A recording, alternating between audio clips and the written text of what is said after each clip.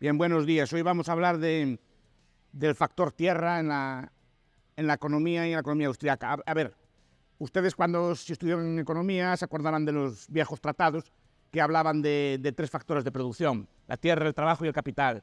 Normalmente el trabajo está bastante bien estudiado en la economía, todo lo que es el mercado laboral, todo lo que es el factor capital también. De hecho, buena parte de las obras centrales de la economía austriaca son teorías del capital, y Mises, Rothbard, von Baber, todos abordaron el tema del capital.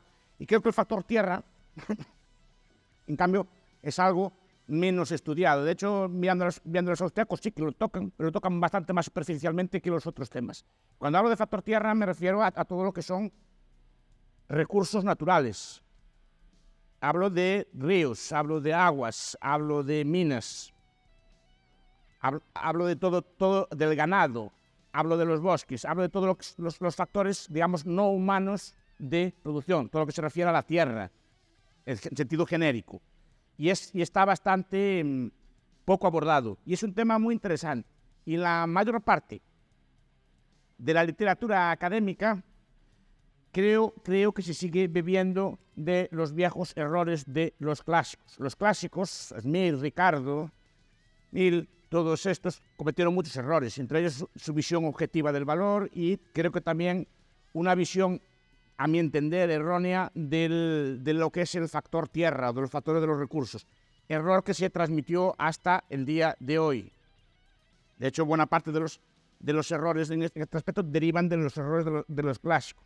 Y todos los intentos que hubo después y todas las teorías de la limitación de los recursos derivan de estos errores, de estos dos errores que voy a intentar discutir aquí en esta clase. El primer error es que los recursos son fijos, que hay una dotación fija de recursos naturales, que hay un recurso natural está dotado de forma fija. Y el segundo es que hay una utilidad marginal decreciente en el uso de los recursos. ¿En qué sentido? Es decir, que, por ejemplo, Ricardo decía que la tierra, a medida que se va usando, vamos usando primero las tierras mejores y después vamos usando las tierras peores hasta llegar a usar las tierras de baja calidad. O sea, que la productividad tiene una marginalidad, una posición marginal decreciente. Es decir, cuanto más tierra tenemos, siempre vamos usando tierra de peor calidad, vamos usando. Bien, ambas casas son erróneas. Vamos a intentar explicar por qué. Primero, vamos a hablar de los recursos, si son fijos o no, podemos hablar de una dotación fija o no, creo que es el problema. Cuando hablamos de agotamiento de recursos o de que se agotan las cosas, pensamos que la tierra es un espacio fijo y que es como un queso, que lo vamos cortando en lonchas hasta que se acabe el queso. Y no es exactamente así. Eso es una visión física, no económica. Primer aspecto que hay que tener en cuenta es que el hombre es el único ser, por lo menos que de forma consciente, usa recursos no sostenibles. Se dice que el hombre está agotando la naturaleza porque no es sostenible. Bien, una cosa, el ser humano es el único ser que de forma consciente usa recursos no sostenibles. O sea, somos los únicos capaces de transformar piedras en pan. O sea, transformamos piedras, las hacemos, transformamos combustible y con ello hacemos cultivos, fertilizantes, todo tipo de cosas. Transformamos piedras que hay en el suelo en pan. Ningún animal es capaz de incrementar esa producción. ¿Nosotros qué hacemos? Pues juntamos o mezclamos elementos, los calentamos, los maleamos, los fusionamos y de ahí sacamos, de una cosa que hay en la tierra, sacamos cosas nuevas.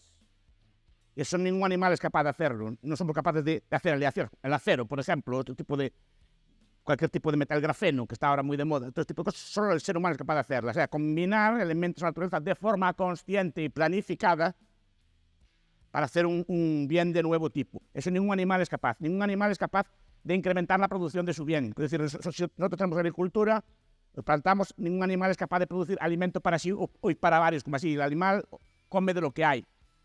No produce, el león no hace una granja con gacelas o con cebras y las pone a criar,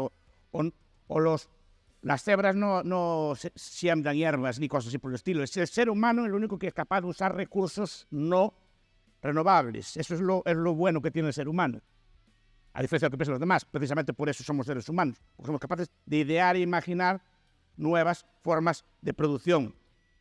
Entonces, de ahí se deriva una serie de errores, de entender mal la fijeza.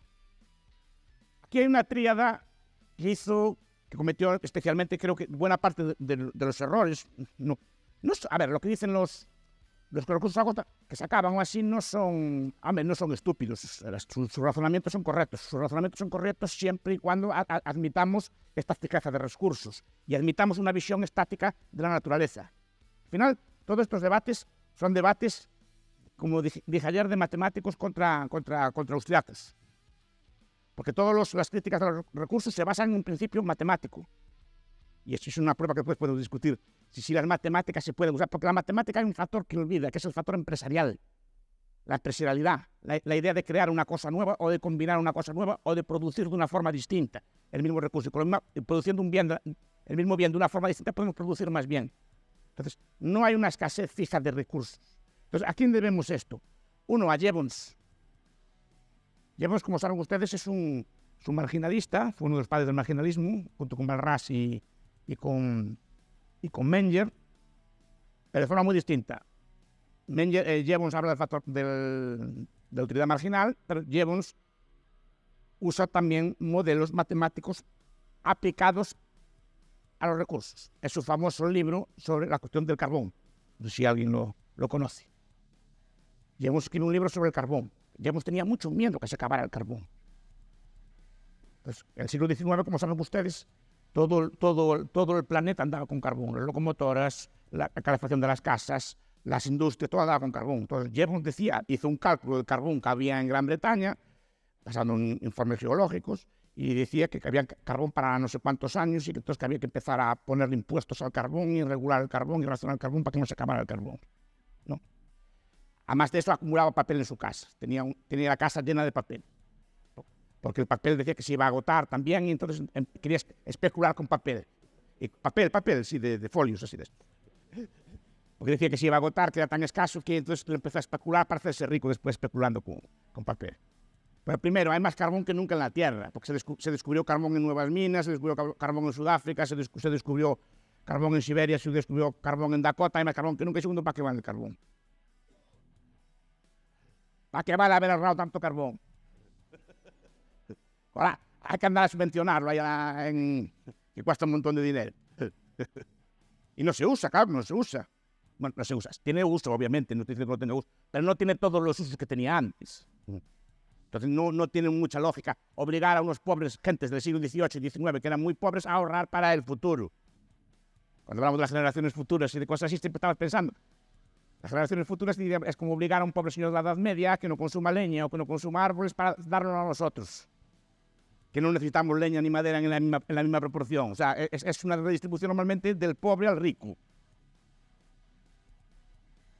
Entonces, el primero es Jevons, con esta cuestión del carbón. Es el primero en hablar de un problema de escasez de recursos naturales. Entonces, quiere usar impuestos, quiere usar regulaciones, quiere usar normas para que la gente no use el carbón y no gaste el carbón. Dos, un señor que se llama Hubert, famoso pico de Hubert. Un geólogo, Hubert, no me acuerdo, creo que es Hubert. El autor del famoso pico de Hubert, si leyeron el libro de la calle, de las batallas, ahí le hablan mucho de él. Es un geólogo, creo que de la Standard Oil, que también, aplicando cálculo matemático, definía una cantidad determinada de petróleo y cuál era el ritmo de gasto que íbamos a tener de ese petróleo, y decía que había un llamado pico de Hubert, a partir del cual ya se había consumido la mayor parte del petróleo de la Tierra. A partir de entonces el petróleo empezaba a declinar y no íbamos a quedar sin él. Y es también otro análisis, repito, que no es estúpido. Es un análisis simplemente tomando una cantidad dada de recursos, aplicándole una tasa de consumo, una tasa de interés y aplicando a ver cuánto va a durar eso. El tercero es Harold Hotelling, que si cabe es el economista más influyente de este estilo. Fue uno de los primeros también en los años 30 economistas matemáticos. De hecho, los artículos de Hotelling no se publicaron al principio porque estaban matemáticamente escritos. Se los rechazaban en las revistas por estar con matemáticas. Mire cómo cambió el cuento. En poco tiempo, se lo rechazaban. Lo consiguió publicar por ahí y hoy en día está traducido al español, es sobre los recursos naturales o algo así, la gestión de la economía de los recursos naturales, sí. Que con tratamiento matemático va explicando cuál es la tasa óptima de consumo de los recursos naturales, cómo se va gastando. Al final, decir que esta conferencia se la debo a José Ignacio, básicamente porque a él le gustaban mucho estas cosas, siempre le gustaron mucho estas cosas, y cuando estaba en liberalismo.org y aquellas cosas de la prehistoria del liberalismo hispano, siempre ponía artículos de estos. Pero como di una vez, hablando de estas cosas, una vez el año pasado en la Francisco Marroquín, hablé de estos temas y tuve varias polémicas. Dije, bueno, pues por lo menos quería aclarar la postura. Pues digo que Hotelling es el autor que describe de forma matemática cuál debe ser el consumo óptimo de petróleo para que no se acabe. Entonces habla, por ejemplo, de regulaciones, habla también de cuál debe ser el impuesto óptimo para aplicar para que no se gasten esos recursos. La idea es esa, ¿no? Aparte de esto, hay que sumar a una serie de economistas, son los llamados economistas de la energía. Los más famosos son Georgescu Roegen y un señor que se llama Hermann Daly. Se inspiran en la obra de viejos economistas de la energía del siglo XIX como Valois Atlanticus y Popper Linkeus. Son una serie de economistas alemanes que también decían que hablaban del concepto de entropía, que la cantidad de energía en la Tierra era limitada y que la energía que se podía gastar de forma limitada y que si gastábamos mucha que acabábamos sin energía. Entonces que hay un límite entrópico. El problema de esto es que la Tierra no es entrópica. Pensamos que la Tierra es entrópica, pero la Tierra recibe buena parte de su energía de fuera, del Sol. O sea, no es un ente entrópico. Buena parte de su energía deriva de las órbitas, de la circulación de cómo gira, y así que de ahí se puede sacar energía. Y después, bueno, que siempre caen. La propia Tierra está hecha de polvo estelar que se juntó aquí y que se va. Que se va. Pues de forma circular, de forma gravitatoria, pues se hizo así. Porque después me corrige Paco Capella, que sabe más de estas cosas que yo. ¿Qué? No, estoy hablando sin saber a gran escala de estos temas. Te digo que no es entrópica. Eso sí que no estás de acuerdo conmigo. Viene energía de fuera. Entonces, estos suplementos de la energía, lo que decían es que se iba a acabar. Yo digo que no es la Tierra no es entrópica, no tiene por qué acabarse, y aún en ese caso no se sabe muy bien cuál es la cantidad óptima de energía que puede sacar la Tierra. Ustedes ven el Sol.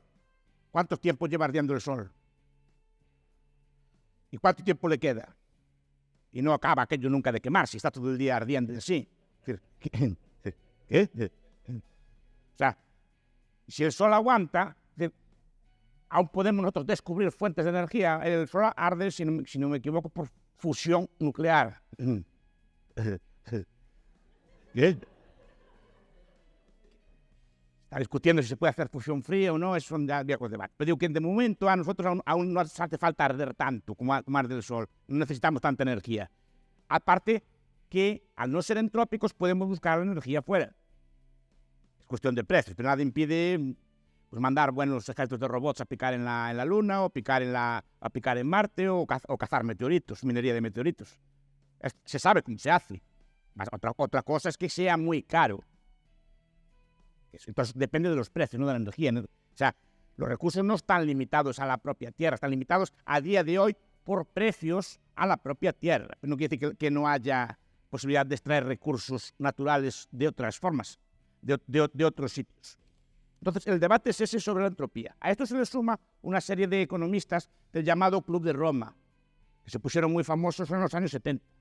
Aurelio Peccei, que fue su fundador, pues pero sobre todo Donatella y Meadows, el matrimonio Meadows, Postel, King, una serie de personas escribieron un libro que después se convirtió en una serie de libros que se llama sobre los límites del crecimiento, Informe al Club de Roma, indicando que los recursos se acababan, que había superpoblación, que iba a haber una crisis de energía, que iba a haber una crisis de alimentos, etc.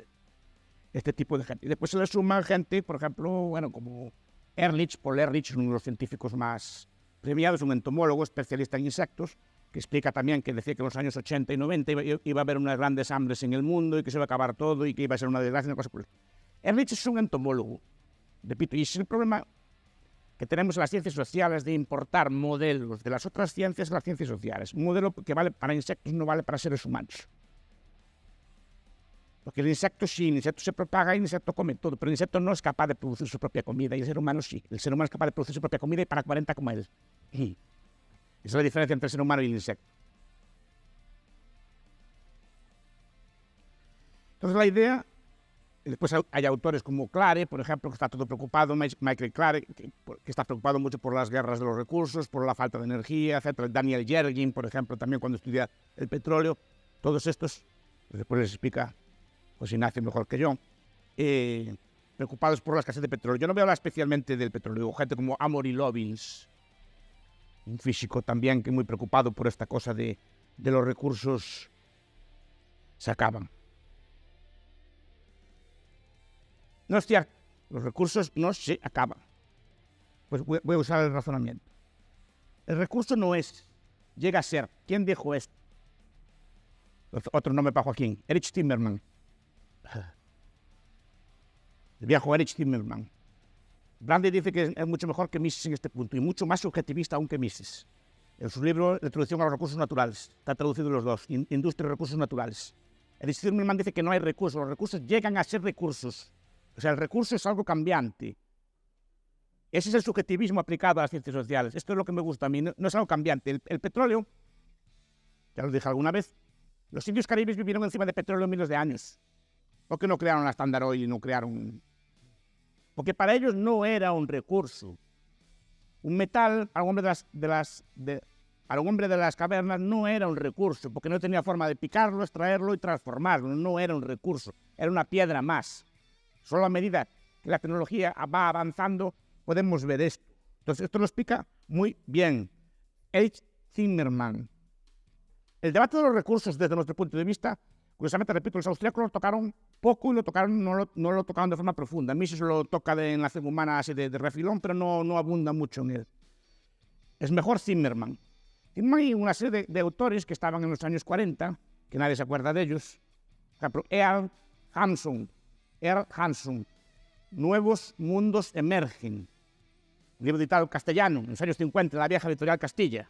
Una editorial de las que había antes. O Kirtley Mather, también.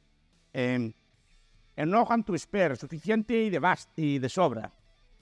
Kirtley Mather. Y todos estos autores empezaron a decir ya en los años 20 y 40 que no había tal problema de recursos, que estaban emergiendo nuevos mundos, que estaban apareciendo un montón de energías.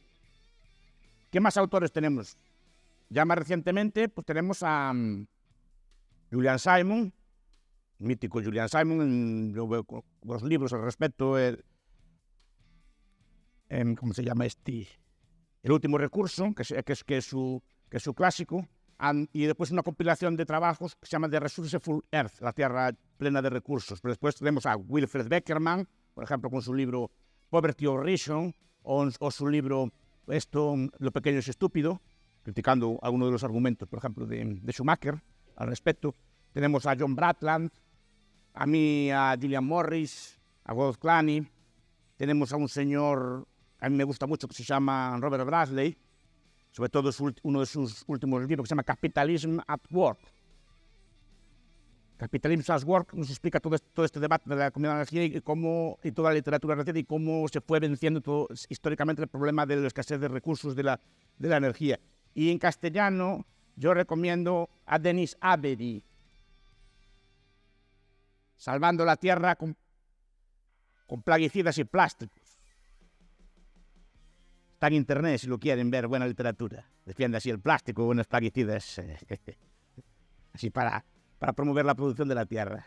Está traducido y es muy bueno, además, porque toca el tema de la escasez de la tierra y si la tierra es escasa, ¿no? Y diciendo cómo se puede hacer para que la tierra sea más productiva. Y, por ejemplo, el uso de los plaguicidas, el uso de los plásticos, combinados de muchas formas, puede hacer que la tierra sea más productiva. Digo que hay bastantes. En las revistas austriacas hay algunos papers sobre este tipo de temas. Normalmente es de John Bratland, criticando, por ejemplo, el mito del colapso. Como saben ustedes, el colapso de Jared Diamond es un tratado que habla allí de cómo se extinguían los recursos, cómo se acababan los recursos, sobre todo como en la isla de Pascua, los pascuinos, que ¿cómo se llama? Pues se comieron todos los árboles, todos los recursos. Entonces dice que es horrible, que la tierra va a acabar igual y todo desolado, todo desertificado y cosas por el estilo. Porque los pascuinos no tenían derechos de propiedad sobre la tierra. Cortaban los árboles y no replantaban los árboles. Pero bueno, Bratland critica en una serie de papers este esquema de esto, y pues hay una serie de buenos trabajos también en Independent Review. Y en el Cato también hay buenos trabajos sobre estas cosas.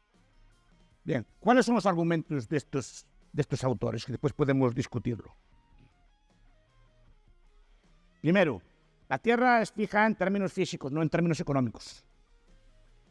O sea, lo que nos interesa no es la abundancia en metros cuadrados o en metros cúbicos de un bien, sino su uso económico. Y ese es el primer caveat que tenemos que hacer, la primera advertencia que tenemos que hacer es esa, nos interesa en términos físicos. La Tierra sí que se puede agotar en términos físicos, en términos económicos es mucho más complicado. Segundo, la idea de que los recursos se agotan, no se refiere a un que la idea de que los recursos se agotan no se refiere a un recurso, se refiere a todos los recursos. El error es considerar recurso por recurso y no todos los recursos a la vez o no todos los recursos mezclados. La gente piensa que el recurso es un recurso concreto, el tungsteno, el molibdeno que hablábamos ayer, para que se usa para falsificar oro y cosas. No. O el molibdeno o el petróleo que se agota ese recurso. Y yo no quiero ese recurso, yo quiero viajar.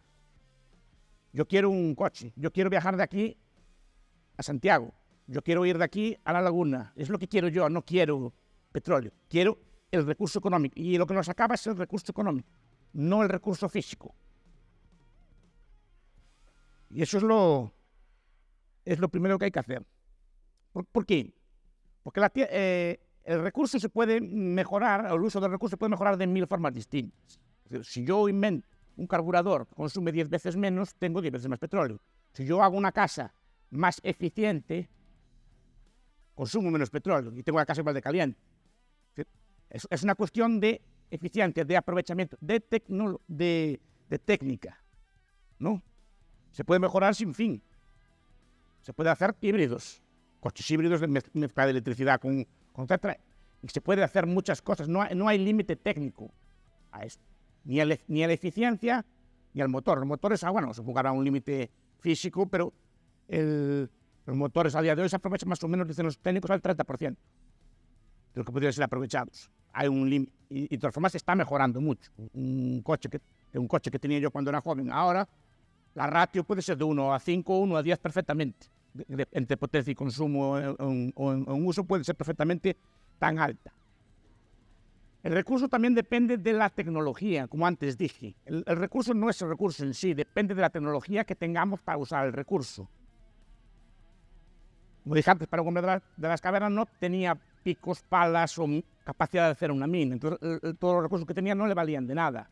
Y a medida que se van avanzando en la tecnología, van apareciendo nuevos recursos. El aluminio, por ejemplo, es muy abundante en la naturaleza, solo que está mezclado.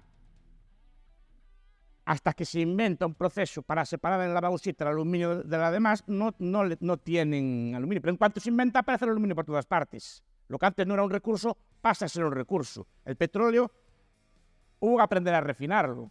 Además, ¿refinarlo para qué?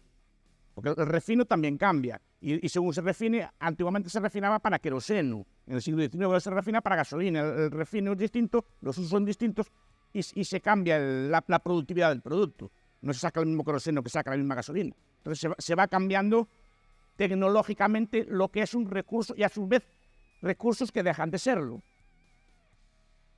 Con estos trastos, la demanda de cobre puede disminuir, porque antes iba todo así. Pero en el futuro igual va sin así. Pero se demandarán recursos que hasta ahora no valían para nada. El coltán, por ejemplo, que ahora se usa mucho, antes no usaba para nada. El litio ahora empieza a usarse mucho. Si inventamos o sintetizamos grafeno o somos capaces de hacer grafeno de forma industrial, que ya se está haciendo, pues hará falta más grafito, pero a lo mejor menos cobre. Entonces, ¿qué es un recurso? Y depende de la tecnología que tengamos para aprovecharlo. El nitrógeno era muy escaso. Pues en el siglo XIX se sintetizó la forma química de obtener nitrógeno y el nitrógeno se usa como fertilizante. ¿Por qué? Porque ahora se sabe sacar nitrógeno del aire y transformarlo en fertilizante. Antes no se podía. Y eso no tiene límite. Que depende lo que es un recurso depende de la tecnología que tengamos. Y eso es una visión económica, no es una visión física. Lo mismo que ahora despreciamos, piedras caen en el suelo, pueden ser fuentes de recursos en el futuro. Simplemente depende de la tecnología que tengamos. Depende de la tecnología también de extracción. Depende de la tecnología también de sintetizar, de refino, lo que sea, de reciclaje. Que reciclaje también es una cosa que avanzó mucho. Entonces, ¿hasta qué punto podemos decir que hay un límite en este aspecto? La tierra, por ejemplo, los georgistas. Si conocen ustedes al viejo Henry George, en muchas cosas es muy libertario. En la tierra no, él decía que la tierra era un bien escaso y que por tanto que era el único bien que era escaso, que era digamos, de dotación fija, y por tanto había que ponerle un impuesto porque si no los propietarios primero de la tierra obtenían una renta. Está basado en las ideas de Ricardo. Obtenían una renta excepcional y que por lo tanto había que irlo poniendo impuestos para eso. Bueno, la tierra no es escasa. Vamos a ver, es escasa también en términos físicos, en metros cuadrados sí, pero no en términos económicos. La tierra se puede ir para arriba, ir para abajo. O sea, los metros cuadrados no hay límite para arriba y límite para abajo será un límite técnico de altura. No sé cuánto es el límite técnico de hacer un edificio para arriba. No sabrán los arquitectos. Para abajo también hay. Pero de momento aún se puede hacer lo que antes en un metro cuadrado cabían, o en 10 metros cuadrados, cabían 10 personas, puede caber 100 perfectamente. Si vamos para arriba o si vamos para abajo. De hecho, ¿saben una cosa? Ahora, siendo más gente, hay más espacio que antes. Las casas se incrementaron de tamaño. Las casas de antes, ¿se acuerdan? Vivía toda la gente en el mismo cuarto, vivía toda la gente, una familia entera en un piso relativamente pequeño, todos hacinados. Hoy en día, cada uno de ustedes es casi seguro que disfruta de un cuarto para usted solo. Y seguramente con más espacio que antes, y más caliente, y más cómodo, y con todo este tipo de cosas. O sea, hay más espacio, siendo muchos más. Porque el espacio no es... ¿Tiene un límite? Sí. Pero no tiene límite de uso. Si usted inventa una semilla que produce 3 veces más, tiene 3 veces más tierra. Si usted inventa una forma de riego que produzca 3 o 4 veces más, tiene 3 o 4 veces más tierra. Si usted inventa un nuevo fertilizante, tiene 3 o 4 veces más tierra en el mismo espacio. Usted no quiere espacio. Quiere trigo, maíz, lo que quiera. Y de hecho, el espacio productivo en la tierra, siendo muchos más, se está reduciendo. Cada vez se produce en menos espacio, en menos presión sobre el espacio, por lo menos en los países europeos. ¿Por qué? Porque no tiene un límite en ese uso y no hay un límite en el aprovechamiento. O las semillas transgénicas, o se puede hacer en stand, o se puede hacer incluso sin tierra, si usted imagina. Por ejemplo, los porreros, ¿no? Antes los porreros, ¿qué decir? Porreros fuman, buena parte de la marihuana que fuman, la fuma de buena marihuana hidropónica. Cultivada en estantes, con agua, con unos polvos que le echan.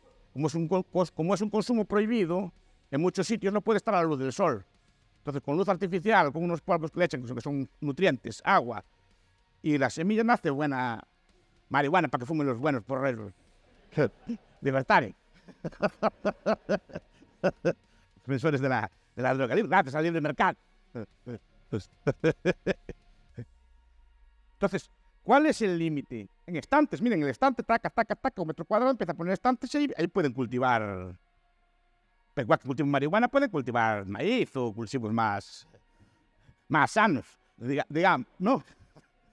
Digamos, ¿cuál es el límite? También aquí hay un límite en cierta forma tecnológico. Depende de la calidad de la semilla, sobre todo, depende, por ejemplo, también depende de la calidad de los fertilizantes o depende de la calidad de los plaguicidas. Por eso defendía el otro señor esto. Si ustedes son capaces de eliminar todo el bicherío que comen los cultivos, tiene más tierra que en el mismo sitio. Entonces piensen que entre ratas y demás bicheríos se comen una buena parte de la producción mundial. Todos los inventos modernos de tratamiento de plagas redujeron enormemente las mermas. Por eso, si usted... Fíjese lo que les digo, si usted reduce las mermas en el transporte, tiene más tierra también.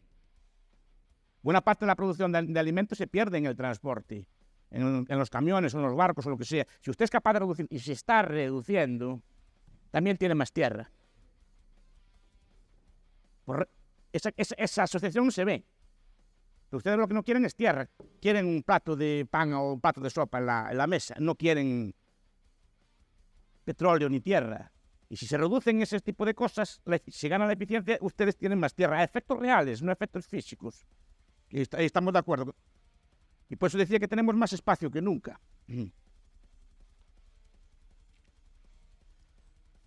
¿Cuál es la segunda falacia?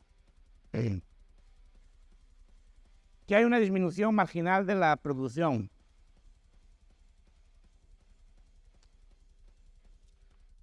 No, antes de esto. Cuando un recurso se acaba o se agota, ¿cuál sería el síntoma? El precio sube. El precio sube y ¿qué genera? Dos fenómenos. Uno, ratear o racionar la producción y ya de forma inmediata. El sistema de precios a ese aspecto funciona muy bien. Si ahora se quema toda la cosecha de café del Brasil, ¿cuándo sube el precio? Nosotros estamos bebiendo el café producido el año pasado, no el café producido este año. Si se quema la cosecha de Brasil este año, dirán, no, para este año no tenemos. Pero ¿cuándo empezaría a subir el precio? ¿Ahora o dentro de un año? Ya especularía, el especulador funcionaría, subiría los precios ya y nos obligaría a reducir el consumo de café de tal forma que el café que antes iba a durar un año, ahora tiene que durar 2. Entonces nos sube el precio del café, que en vez de tomar 2 cafés por la mañana, tomamos uno solo, etc. Y nos lo raciona por el precio. Y 2, buscando ersatz, sucedáneos. Se sabe por la guerra, bueno, tenemos un montón de sucedáneos. En las guerras mundiales, por ejemplo, se inventaron un montón de cosas. Las guerras vienen, por ejemplo, alimentos como los callos, que antes eran de desecho. A mí me gustan mucho, con garbanzos. Pues son un alimento de guerra. Una cosa que antes se tiraba, que era casquería, es una cosa que se empezó a aprovechar y a cocinar de forma que estuviera sabroso en tiempos de guerras. Todo lo que son todas las margarinas, por ejemplo, las margarinas vitaminadas, son muchas veces de alta calidad. Todo lo que son las achicorias, todo lo que son las cascarillas. Es un producto así ruin, es una especie de café ruin, pero bueno, se usaba en tiempos de la guerra civil. Los coruñeses lo consumían mucho. Sí que les gustaba mucho tomar cascarilla, tenían esa fama antes. Porque no tenían dinero para café, tomaban cascarilla para aparentar. Es la fama que tenían. Bueno, pues todos los porreros andantes, los porreros de ahora son muy señoritos. Ahora se lo quieren así, marihuana orgánica o biológica, de esas cosas así. Antes sí, los porreros antes fumaban ajena, cuando no había porros. Ajena, jarabaca, ¿verdad? Pero ahora son tan finos que solo quieren así productos de esos orgánicos y libres de pesticidas y cosas de esas. Se volvió la gente muy fina, como decíamos ayer. Pero antes, buenos sucedáneos que tenían para fumar cuando no había. Esos son los dos mecanismos, el sustituto y el precio, que obligaban a racionar el producto. En cuanto suben los precios, rápidamente aparecen sustitutos baratos. Lo vimos en el caso último de las crisis energéticas, de la subida de precios, que aparecen todos estos frackings, empieza a aparecer las tar sands, empieza a aparecer a discutirse la oremulsión, por ejemplo, venezolana, que es las arenas del Orinoco, que también dan buen petróleo, y con las reservas aquí van a dar todas las reservas de petróleo del mundo, solo esas arenas. Es decir, por eso digo, para hablar de todo eso. Yo digo que aparecen sustitutos y el precio ratea el producto y nos obliga a gastar menos. En vez de ir 2 en un coche, vamos 4. También se puede incrementar el recurso racionándolo por el precio. Si podemos hacer lo que dure también según el precio que sea. Pero los recursos no son recursos dependen del precio y de la tecnología. No es una cosa que haya así. Si usted sube el precio del petróleo, aparece petróleo de todas partes. Empiezan a picar en la Antártida, empiezan a picar así. Si pone el precio suficiente, pican en la Luna. No se preocupe. No sé si allí habrá petróleo, pues no creo que haya. Pero si hubiera el precio bastante, tranquilo que mandaban allí a picar. Depende del precio que haya. O debajo del mar. Mire que el mar está todo sin picar, ¿eh? Debajo del mar hay tierra. Y ahí hay buenas cosas para picar allí aún. Es una cuestión de tecnología. No es una cuestión de costes, pero no es una cuestión de que no se pueda picar debajo del mar. De momento aún no se puede o aún no compensa. Y tú piensas que solo rascamos, así como en la piel, la superficie. La superficie son varios kilómetros. Creo que las minas más grandes deben ser un par de 2 o 3 kilómetros para abajo. Las minas más grandes que puede haber. Más aún queda mucho por rascar y picar y sacar. Otras cosas que conviene. Digo, la segunda falacia o error, en mi opinión, pues se pueden discutir, es la idea de la disminución marginal de la productividad, que siempre se produce en las tierras más nuevas. O sea, que digamos que la mejor producción está en las mejores tierras y a medida que van ampliando la producción va a peores tierras. Eso no es cierto, eso depende de la tecnología. Lo que es buena tierra antes puede no serlo ahora. Lo que es buena tierra para producir el trigo que se comía en el siglo XIX a lo mejor no es buena tierra para el trigo que comemos hoy. Porque a lo mejor eso requiere otro tipo de trigo. La tierra que era buena para el vino en otro tipo, y depende de las modas, de los gustos, etc. La tierra que es buena para el vino tinto no es buena para el vino blanco. Si cambian la moda del vino blanco, la tierra que antes era buena pasa a ser mala y la que es mala pasa a ser buena. Imaginen que dejamos de... Porque es buena para algo, no es buena porque sí. Imaginen el tabaco, por ejemplo. Las mejores tierras de tabaco del mundo dicen que están envueltas abajo en Cuba, dicen los fumadores. Los mejores habanos y así, o en la República Dominicana hay buenas tierras para el tabaco. Supongamos que dejamos de fumar, que le hacemos caso al gobierno. Esas tierras, ¿para qué valen? Valen para otra cosa, pero no para el mejor uso. Ahora, a lo mejor hay que echar allí maíz o trigo, pero cuidado, esas tierras son buenas para el tabaco, porque no es la tierra. Es la tierra más el clima. Por ejemplo, lo que da la tierra es la tierra más el sol, más la tecnología que hay para elaborarlo, etc. Es decir, no es... Porque la tierra, la escasez de la mejor tierra no depende solo de la calidad estática de la producción. Por ejemplo, depende de la localización. Que me vale que haya una tierra muy buena en el Perú. Es un ejemplo, ¿no? Perú hay una tierra fantástica, pero a lo mejor es mejor tierra una tierra en Madrid o al lado de aquí, porque es más cerca. Y los costes compensan. Sí, la tierra es muy buena, pero la logística de transporte, la logística de distribución, etcétera, igual pueden hacer que una tierra mala sea una tierra buena. Entonces, depende del uso que le demos, una tierra es buena o mala, porque depende de lo que queramos producir en ella. Una tierra buena para el trigo no es una buena tierra para el maíz. Una tierra buena para un vino no es buena tierra para otro vino. Depende de los gustos, de las modas, de las preferencias. Entonces, no hay una tierra mejor y peor a efectos marginales. Y una tierra que es buena para los recursos, y ese recurso deja de usarse, no vale de nada esa tierra. Si el recurso pasa de moda, pues, imaginemos que dejamos de usar el cobre. Pues todas las tierras que tienen cobre y que tienen cosas pasarían a ser malas tierras, y tierras que ahora producen una cosa que no se usa, pero se usará en el futuro, pasarán a ser buenas tierras. Es decir, no hay una buena o una mala tierra. Y la buena o mala tierra depende de la tecnología. Con los abonos modernos, con las tecnologías modernas del plástico, la tierra de Almería, que antes no era buena, ahora es buena. No solo es buena, es muy buena. Porque no es solo la tierra mezclada con ese sol que sí que tiene Almería. Multiplicado por los plásticos, multiplicados que ahora tiene una buena logística, tiene una buena distribución, que puede poner fruta en menos de 24 horas en cualquier punto de Europa, eso ahora es buena tierra y antes era un desierto.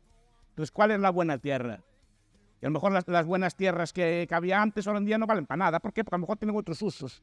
Pues preferimos usar las buenas tierras que hay al lado de Madrid, tienen mejor uso como un campo deportivo o como un aparcamiento o como un centro comercial. Eso no se sabe. Y sería absurdo, a lo mejor al lado de Madrid hay unas tierras fantásticas para el cultivo. Pero sería, pues a lo mejor levantar la Castellana para echar maíz allí, pues no parece muy sensato. Es decir, y a lo mejor la tierra se esplende, entonces depende del uso que se le dé. Y después digo que faltan tierras y recursos por usar. ¿No? Todas las tierras urbanas están sin usar, todos los mares están sin picar. Si hiciera falta y no hubiera comida, levantamos la Castellana, y también tampoco tengan duda. Sí, y de hecho en muchos países que se empobrecen se pasan a cultivar pues, alimentos incluso en las bañeras de las casas, o criar cerdos en las casas y cosas así. Eso ya lo dicen que pasa en muchos países que se empobrecen o así, que crían gallinas o cosas dentro de la casa. El territorio que ahora no es de uso pasa a ser de uso, cambia de uso. Y hay muchas zonas sin usar, incluyendo planetas, incluyendo los mares, incluyendo los ríos, etc. Pero repito, la idea es esta, que no hay un uso. El uso depende siempre, es cambiante y depende de la economía. Y lo que es un recurso pasa a no serlo. El problema de esta cosa de los recursos es que deriva en políticas muy estatistas. Muchas de ellas, porque la idea del recurso, no sé por qué los gobiernos la tienen grabada en la cabeza y tienen la idea, la geopolítica, la idea del Estado está muy ligada a los recursos naturales. De hecho, los estados nacionalizan el uso de los recursos naturales. Entonces, el petróleo de los venezolanos, el petróleo de Pemex y todo así es del Estado. Entonces, se hacen guerras por los recursos. Todas las guerras mundiales o así tenían idea de recursos del espacio vital de los alemanes, que necesitaban recursos que si no eran suyos no los tenían. No, lo ideal es comprar el recurso donde esté más barato y traerlo y punto, porque tiene que ser tuyo. Y así, pero la idea... Y se usa, y hay como un fetiche al respecto. Con la agricultura no hay tanto, pero los suelos, esos sí que están sometidos, precisamente por estas ideas de fijeza y escasez, están sometidas a un control estatal brutal, que dice como son nuestros, para que no se acaben, para tenerlos en caso de guerra, en caso de autarquía, tenerlos controlados, guardados, para que nadie de fuera los explote y cosas por el estilo. Y se hace con el petróleo, porque otros recursos no se explotan tanto, no se expropian o nacionalizan tanto como este tipo de recursos y derivan en otro tipo de políticas y estatismos y cosas por el estilo, ¿no? Es una de las fuentes principales del estatismo, es la idea de propiedad común de esos recursos. Dígale a un mexicano que le quitan Pemex, dirán, nos quita algo nuestro, nos quita una cosa así, o PDVSA, una cosa así, ¿no? Que nos quita algo que es nuestro, una cosa que se ve así como en el interior. De hecho, son las minas, todo eso, a veces no se le venden al extranjero o se les quieren que queden en manos nacionales o en manos de empresas públicas. Es una cosa que deriva en un gran estatismo precisamente por esta maldita idea de la fijeza, escasez de los recursos. Claro, si son escasos, sí que tienes que guardarlos para ti, para el futuro, para cosas. Pues quedaría por discutir todo el tema de los recursos renovables. Yo creo que, como el otro día hablaba con el señor Cabrera de estas cosas, de Hernández Cabrera, de estas cosas, de hacer categorías o no de recursos. Yo no creo que se pueda distinguir taxativamente entre recursos renovables y no renovables. Los renovables son la lluvia, el agua, estas cosas. Yo creo que también, si nos ponemos a agotar, también se puede agotar cualquiera de esas cosas. Podemos gastar. ¿Sí? O si nos ponemos a gastar cualquier recurso de plantación, si digamos, deforestamos todo, si acabamos con todo, también podemos acabar con los recursos renovables. Renovables quiere decir que se pueden plantar. No hay una distinción taxativa o clara entre ambos. Cualquier recurso también puede ser agotable. Si nos ponemos a quemarlo, a gastarlo, podemos acabar con él a estos efectos de renovabilidad. Pero digo que la idea de renovable se aplica también a los bosques, a los ríos, al agua, a este tipo de bienes, o a la energía solar. No quise entrar en esto, pero también aquí, porque creo que aquí la solución es más fácil. Aquí el problema es el sistema de precios y de propiedad. Creo que es fácil. Si los bosques que no están agotándose, que están incrementándose, en todo el hemisferio norte se está incrementando el número de bosques, se debe básicamente a medidas de propiedad privada. Y también buena parte del expolio de los bosques de la Amazonía sí se debe a políticas estatales, que incentivan la producción en esas tierras, incentivan la producción de determinados recursos o subvencionan la producción de maderas o así para obtener divisas o lo que sea, para tener recursos y no dudan en explotar ese tipo de Amazonias o bosques salvajes, que también la política estatal hace mucho daño en eso, pero básicamente los bosques, los animales y eso se deben a una falta de recursos de propiedad. Si tuvieran un derecho de propiedad asignado no habría problemas sobre los bienes renovables, incluida el agua o las demás cosas. Pero bueno, no voy a extenderme en esto porque ya hablé bastante. Ahora si quieren hacer alguna pregunta, pues quedo a su disposición.